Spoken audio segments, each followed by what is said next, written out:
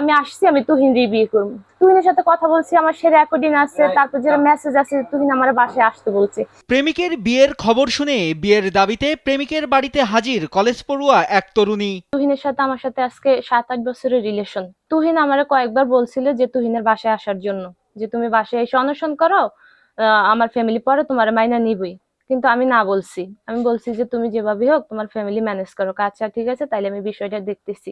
এভাবে প্রায় 5-6 বছর চলে গেছে।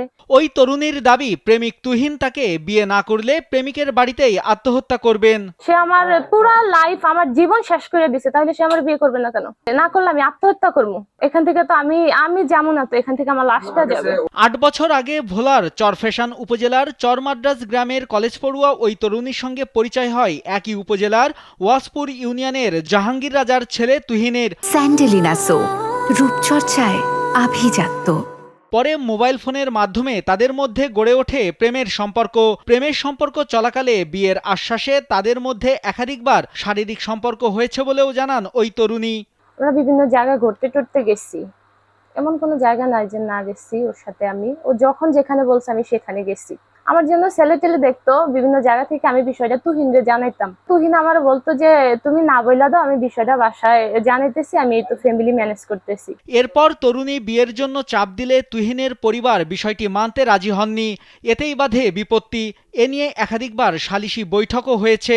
এতেও কলেজ পড়ুয়া তরুণীকে মানতে নারাজ তুহিনের পরিবার। সবশেষ তুহিনকে অন্যত্র বিয়ে দেওয়ার সিদ্ধান্ত নেয় পরিবার।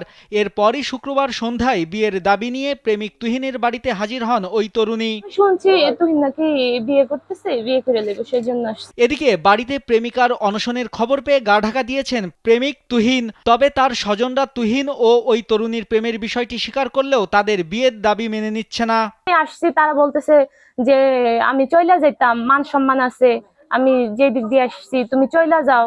আমারে বিভিন্ন ইয়ে করতেছে, এখানে বৈশা থেকে লাভ নাই, তুমি যাইবা গেছা না, আমাদের ছেলে বিয়ে করে লাইছে। এ বিষয়ে শশীভূষণ থানার ভারপ্রাপ্ত কর্মকর্তা ওসি তারিক হাসান রাসেল জানান, লিখিত অভিযোগ পেলে আইনগত ব্যবস্থা নেওয়া হবে।